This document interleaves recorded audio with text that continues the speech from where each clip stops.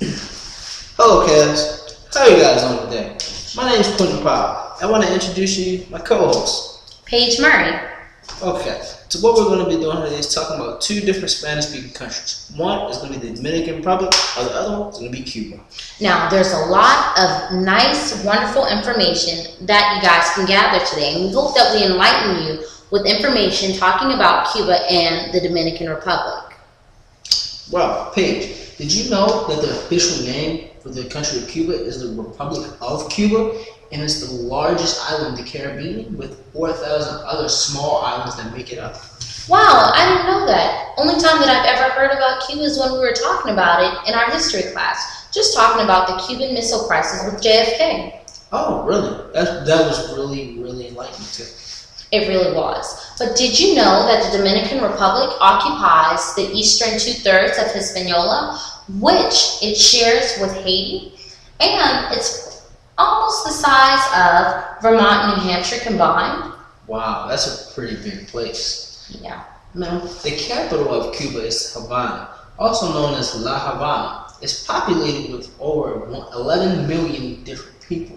Christopher Columbus actually stopped by in 1942 when he met the Taino tribe, which they claimed it already as Spanish territory. Wow. See, Dominican Republic, it's a democratic society. And it has a population of about 8.5 million people.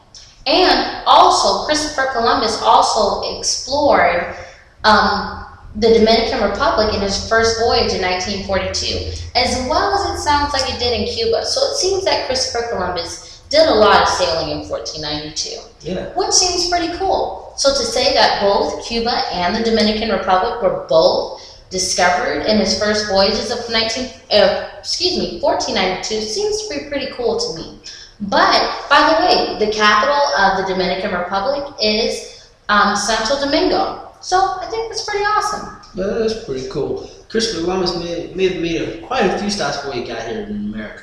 But the main music form of music in Cuba is known as the son, which is known all over the world. It's not beat rhythm used with the guitar, and sugarcane is the main export coming from Cuba, along with tobacco, which they are known for their well-made hand cigars. That's pretty cool. Well, in the Dominican Republic, the official language is Spanish, and the religion there, they practice Roman Catholicism. So I think that's cool. And for us, the coffee is a national non-alcoholic beverage. I never thought that coffee could be considered as an alcoholic beverage. So when I was reading this and did some discovery, I was like, it's something new that I learned today. But, by the way, the Dominican Republic's flag is the only national flag in the world that features the image of a Bible on its flag. I think that's pretty interesting. It says a lot about that country. Wow, yeah, it does. I wonder if they're a freedom religion country, or do you have to only practice Catholicism?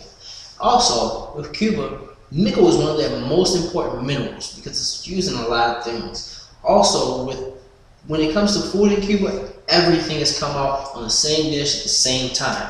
Unlike here in America, where you have the first course with maybe a salad, then your main course, and then you have dessert. In Cuba, kids must love dinner because that means that you get your dessert and you get your main course, so they can eat whatever they want. I wonder how many kids actually decide to eat their main course when that comes out. Well, the Dominican Republic is comprised of 31 provinces, and it also has one of the top 10 largest economies in the Latin American region, and it's the second largest economy in the Caribbean as well as Central America region. So I think the information that we've gathered here today has been quite enlightening for us today. You've learned that Christopher Columbus made the discovery of the Dominican Republic and Cuba both in 1492. Same year. Which is pretty cool. Same voyage probably as well. And we've also learned that sugarcane is the main export there. Tobacco, which they have their best-selling cigars, all comes from Cuba. I think that's some great information that we've learned. And I also really hope you guys caught on to the enlightenment that the Dominican Republic is the only place where they use their Bible on their flag. I think that says a whole lot about their country, actually. So I hope you guys enjoyed this video today and gained a lot of knowledge from what we've discussed. Hope you guys take care and have a great one. Hola.